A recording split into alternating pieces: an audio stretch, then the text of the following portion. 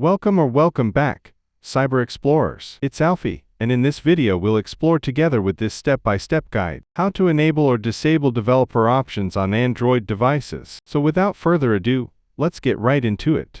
Go to your Android device, open Settings, then tap About Phone, and tap a few times on the MIUI version or build number until you get a message on the device screen that says you are now a developer. Then go to the main settings page. Look for developer options. In my case, the developer options is inside the additional settings option, and from there, look for what you need.